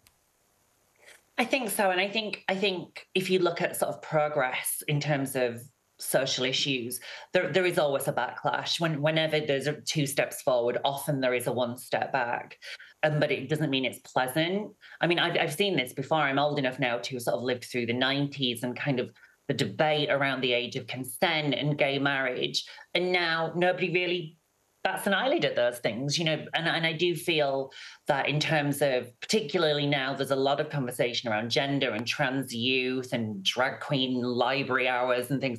I think in 10 years' time, we'll look back at it and genuinely wonder what on earth was all the fuss about. But, you know, this is why, you know, I'm a big fan of speaking in Ireland, because actually Ireland's legislation is way ahead of the UK's. Ireland has more progressive policies than we do here in the UK. And what's really lovely is how the Irish people celebrate that. And I remember I was in Dublin in 2015 when there was the referendum. And it worked both ways. You know, there was kind of a lot of support from feminists towards LGBTQ people, and then LGBTQ people were campaigning for the Repeal the Eighth campaign as well. And that was a really special time to be in Ireland. I think of it very fondly. I read something on one of those memes that went around yesterday, actually, speaking of the themes of your book and witches. It was like, why were we taught to fear the witches and not the people who burned them? And I think that's very apt when it comes to situations like this. It is, and it's moral panic. I mean, when you look at what's happening with my book in America, it has all the hallmarks of a good old-fashioned moral panic. And that is why, as a trans woman, I am drawn to writing about witches. You know, it feels like wherever you land in history, there has always been a group in society that has been maligned, whether it's homeless women or whether it's refugees or whether it's trans people. And it does feel like a witch hunt. And that's why it's really interesting to hear people like Donald Trump say they're a victim of a witch hunt, because actually I don't think people like Donald Trump are the ones who are being blamed for all the ills in society, and that's never been the case. It's always been women, frankly, let's be honest. Yeah, thank you so much for joining us on the show today. Actually, speaking of Donald Trump, I met my very first real-life deep South American Republican, so-called Karen, last night, and it was an eye-opener. The conversation absolutely astounded me, but that's a conversation for another day. But they do exist, and their rhetoric is quite startling. Thank you so much once again for joining us, and of course a reminder that you can pick up a copy of Juno's newest novel, Queen Bee, today in any good bookshops. Yeah.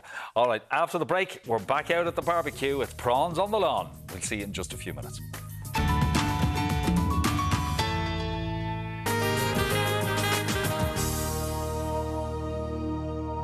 Welcome back. That weather from the west that Dean was telling us about hasn't quite arrived in the east just yet, but so we're ploughing on with our bank holiday barbecue bonanza. Dean Diplock from Brafey House Resorts is back with us, and we're making prawns. Yes, sir. First thing to do, we need to peel them. Okay. So off come the whiskers. All right. All right. And the knife I'm using has got a sharp edge, but a sharp tip, but not a very sharp edge. So we start. So we're literally going from scratch here. From scratch. I'm just going to show you an example. So we're just going to quickly peel one of these. Right. We get all of that off, and we keep the tail to grab it and the head for flavour, and in she goes. Simple as that. To clean out the please. Test down, we just pull it out with a spoon. Okay, and there it comes out. Easily done. Done and dusted. Okay. Quick, all right. quick. That's the bit you really want out. No. Right. On the barbie, I have a Dutch oven, cast iron pan. We like our cast iron. A little bit of olive oil. Yeah. Our butter. Good bit of butter. 150 grams of butter. All right. This is obviously going to complement the seafood very well, but also for the dipping sauce that we're going to be creating. Into that, I'm going to add just one fish stock bouillon. Okay. So that goes in. That will just melt down. That will just going to melt into it, exactly. Right. And then our garlic. Good 6 cloves of garlic, finely sliced. Yeah, yeah. Okay, well, we have 600 grams of prawns, so we need to add a good bit of flavour to it. It's peri-peri prawns. It's peri-peri after all, exactly. So that goes mixing in. That's nearly there. Now, smoked paprika and some bird's eye chili. You can make it as hot as you like or as light as you like, but it is peri-peri prawns. So go for it. This is my wife's favourite starter. If this is on the menu in a restaurant, this is what she's getting. It is one of the nicer ones, too. It is nice. It is really, really It's there, right. So those are the main ingredients. Now, a little bit different, some dry white cherry. All right. That'll help also with, so put about 60 mils there of that into it. So that'll also help with the steaming in the bag at the same time. But also some flavour, like you would add white wine. And last but not least, our lemon. So that goes half a lemon just squeezed. Okay. Simply done so. Right. So that's our dipping sauce. Well, that's going to go into the bag. So as we spoke about earlier, I've created a tinfoil bag folded on the bottom. Inside is the paper you can see there. Making do stuff. This is simple. So twist on the sides to make sure it's nice and tight. Yeah. And if I can ask you just to hold that for me. No problem. In go our prawns, right, as they are. And then we add our sauce.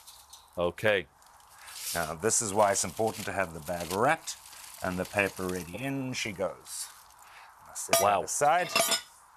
Now, we wrap that up into a bag shape. I'll let you do that, because no my problem. look would all spill out. We go like so if you want to, and go straight onto the coals. Light down a little bit, and let it cook away. Turn it over after about 5 minutes or so, and about 10 minutes, it's done. You don't want to cook it more than that, otherwise it's going to be overcooked. So here's one, as we normally say. But you're saying you'll know it's done because the bag will puff up. It puffs up, absolutely. It puffs up, and you'll see now this has been 10 minutes resting for about 2. Okay. And there are your lovely prawns. That is the largest serving of peri-peri prawns that I've ever seen. Our bread must have some dipping bread. Yep. A little bit of chopped parsley, some fresh lime in between, like so, and just a splash of rock salt. And that's literally just a splash of rock salt. Just a splash of rock salt. I'm just going to wipe this up here. And that, sir, is it. Is it. It's as simple as that. The quickest dish to make. And absolutely delicious. You could have it as a starter while people are sitting around. Yeah. Just to dip and to keep them going while you're cooking the food. But all the dishes today, both of them, very quick, very easy to do. Okay, that was made, well, like you said, now I know you had the one you made earlier, but 10 minutes. Well, they give me a 10-minute warning that we're going live, and that's when we put it on. and it has worked. So the best way to eat this, because like I'm happy to pick up the bread and just go for the sauce. That's how you do, absolutely. Just taste it. Why not? Grab a prawn there, just pull its head off, and off you go. All right. There you go. Perfect. And look at that. They're perfectly cooked too. What? It's crusty bread. Crusty bread. And your prawn. Use the tail is what you said, and I didn't do that. That's it. There we go. Have a taste. Mm. Oh, yeah. That'll do. Will that do? That'll do. That is delicious. Excellent. You say that you're from South Africa? Yes, originally, 23 years ago, but yes. I know. You were listing some of the things that you guys would barbecue. Yes. In South Africa. Yes. Like porcupine, warthog, wild boar, any of those type of things. We would turn into a spit roast and sit around the braai and spend a couple hours watching it cook, or half the day watching it cook, and then enjoy it. So a journey into the jungle, like I'm a celeb, wouldn't be a problem for you. No. We eat Mavani worms and all those type of things anyway in South Africa, so that's an easy one. Okay, porcupine. Yeah. What would we liken it to? Like pork. All right. It's like a wild boar pork. Very, very nice. All right. Okay, so now you know. All right. Full recipe details are up on our website, or for more from Dean, why not pop into him for a visit at the Brafey House Resort. All right, he'll look after you. Still to come, the highly anticipated Kneecap finally hits screens next week, and we've got the preview after this break. When someone tells a story, they create an entire world. And usually, the characters stay there. There are legends of characters so real. With the crayon, anything is possible. That they step right into this world.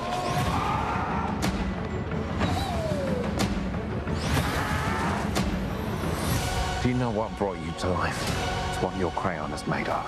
The most mysterious, powerful, extraordinary stuff on Earth. Wax. Pure imagination.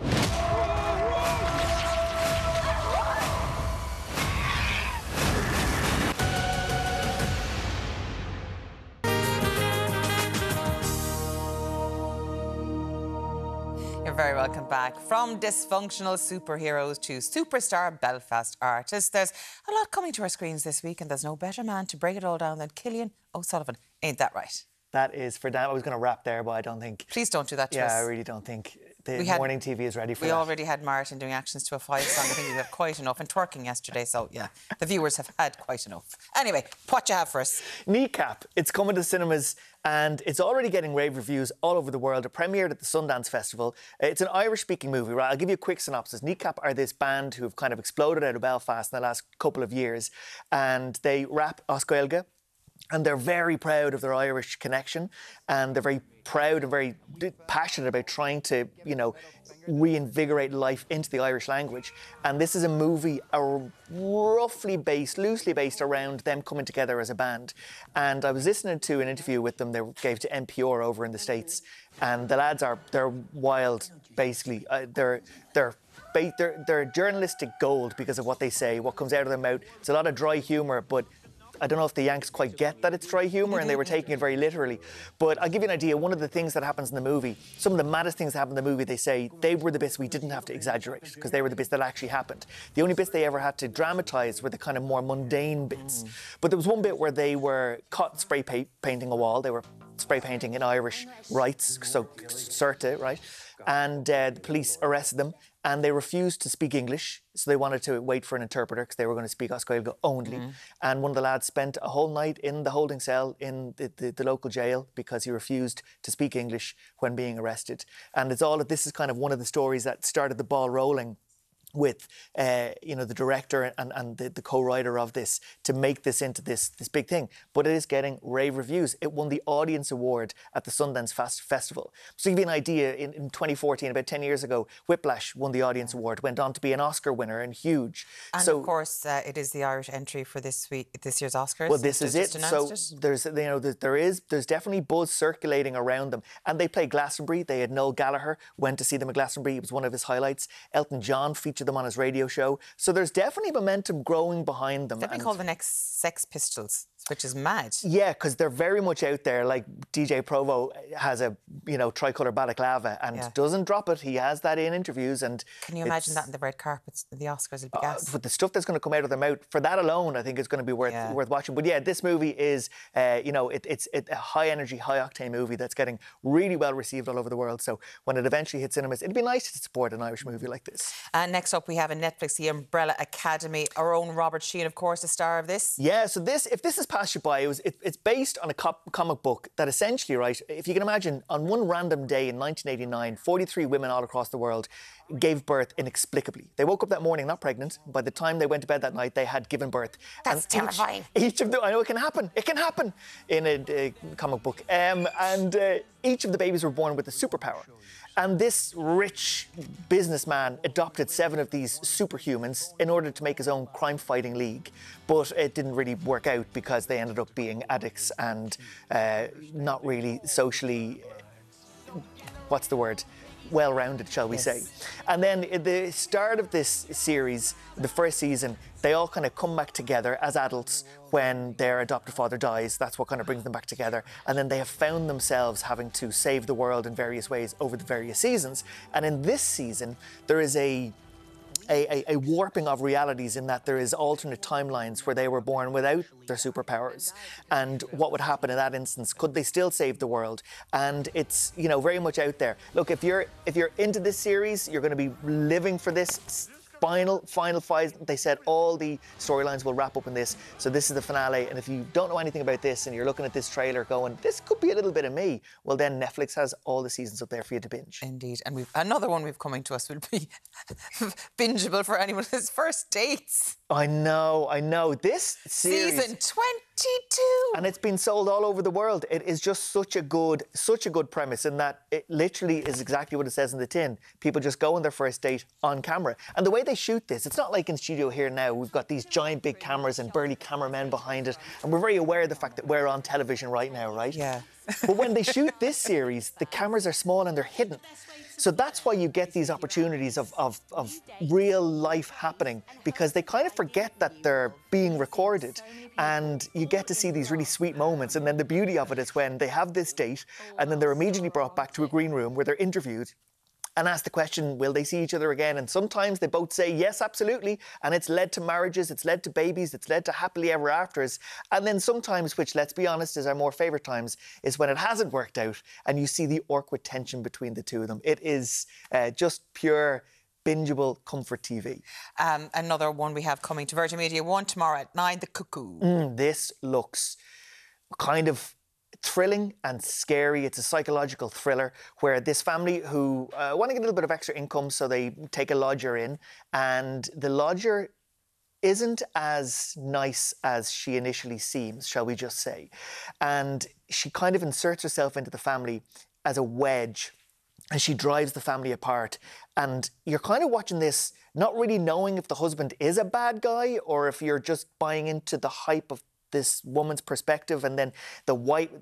How do you my head is melted already. Yeah, it is It's a psychological thriller. Yeah, it is. It is. And it definitely is one that will leave you with a few WTF moments watching it. Speaking of psychological thrillers, we have a great movie coming Friday. M. Night Shyamalan's latest edition. Josh Hartnett plays a murderer, a mass murderer who finds himself in this giant trap. So essentially, I'm not giving anything away. This is in the trailer, right? I'm sure there's more spoilers to come of knowing M. Night, right? So there is a big concert that this guy is bringing his daughter to. It's like a Taylor Swift type concert. And then he realises that this whole concert has just been put on and set up in order to trap him. But the police don't know who he is, so he has to try and get out of it. And there's a lot of twists and turns in it. There's a lot of will he escape, won't he escape? And it's all unfolding. M. Night Shyamalan is he fell off the boil for a while. The last couple of horrors he had were hits, so we're hoping he's going to continue that hit streak with this one. But of course, when you think of the movies he has made, like The Sixth Sense, that was... Well, like, iconic. One of the most shocking ends I've ever seen in any thriller. Absolutely iconic, and he has been responsible for such dizzying heights. That's why sometimes it's almost a curse to be that successful in your career, because you're always going to be compared to these, you know, lightning in a bottle moments. And there's a good chance that this could be up there again, because Josh on camera, he's rock solid. He's great in Oppenheimer, and he's got the ability to play this kind of character, I think, really, really well. Yeah, and of course everyone's waiting with bated breath for this one, which is going to be absolutely amazing. Because when you see these great movies in the cinema, I mean, I know a lot of people, a lot of them are streamed these days, and you can get your big widescreen TVs, but when you actually sit down, you got your popcorn, you're watching it in the big screen, it's a different experience. There is the experience of seeing something for the first time with other people, total strangers. You can be locked in this unity of like, oh my God moments, and the shock and awe moments, and those big moments when you feel them collectively, feel bigger and feel better. So there is something great about actually going to the cinema and experiencing a movie like this. So which of them all are you looking forward to the most? Like Cuckoo is going to be a good one. I'm looking forward to seeing Kneecap just because I'm so intrigued by all the buzz that's around it. I'm not a Gaeilgeoir. I will be very much reading the subtitles. But looking forward to seeing how that unfolds. Michael Fassbender's in that as well. He makes a little appearance. I know, that's a bonkers. Yeah, I know. I don't know how long he's in it for. Yeah, it's only a small part. Yeah. He could have, like, they worked around the schedule. He probably got all of his stuff done in a day or two. Yeah. But it's a big name to have in a movie, and it obviously helps getting it into Sundance, and it helps getting the buzz, because a movie like this, you know, it's like on Colleen Coon. These movies, they need a little bit of momentum to help get them over that initial hurdle. My God, they have that momentum now. Yeah. Thank you so much for My joining us pleasure. once again. Now, earlier, we barbecued up some beef. Here's our secret recipe.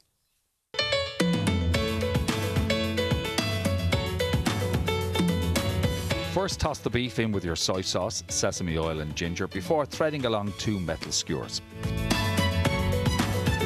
Cook your kebabs for a minute on each side on the barbecue while painting on your glaze, repeating the process for 5 minutes or until sticky and layered.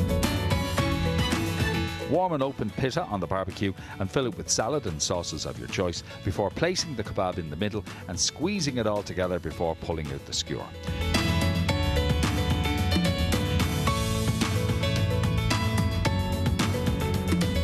We're taking a break tomorrow for the bank holiday, but we're back on Tuesday when we will cross back to Greg O'Shea in Paris as he catches up with our favourite Olympic champ, Daniel. Hopefully double champ. My favourite Olympic champ. Yes. Yeah, we love him too. We're meeting Camogie captains Molly Lynch and Roisin Black ahead of the All-Ireland final next weekend. Plus how to clean and preserve your vintage clothes. We'll have all the advice. OK, all that plus the news, sport and weather you're waking up to on Tuesday's Ireland AM from 7. Lots of people want to see Oasis back together again. But you know, this is a mad one. Justin wants Adam and the Ants. Yeah, Can you what? imagine dancing to the big hits like Stand and Deliver, Prince Charming, and music, but also the earlier, less known ones from Dirk Wears White Socks classics? Okay, Nicholas says, I'd definitely love to see NSYNC back, as I've never gotten to see them live. I've gotten to see most of my favourite boy bands, so I need to check them off my list. Blue, class band, back in the day, they were good live. We need the 90s and noughties nostalgia, says Nicola. We get a bit of that anyway. Savage Garden, somebody wants to see back, which would be great. Okay. Loads of people want Oasis and NSYNC and all the boy bands. Yeah, and Five got a few mentions. I did me Five thing. don't And do it then again. you mentioned something. No. You said you knew the dance routine. Okay. Council, stand up. Can't remember it. Haven't got a clue. Oh, down there, right. Enjoy your bank holiday. Oh, that way, am I? All right.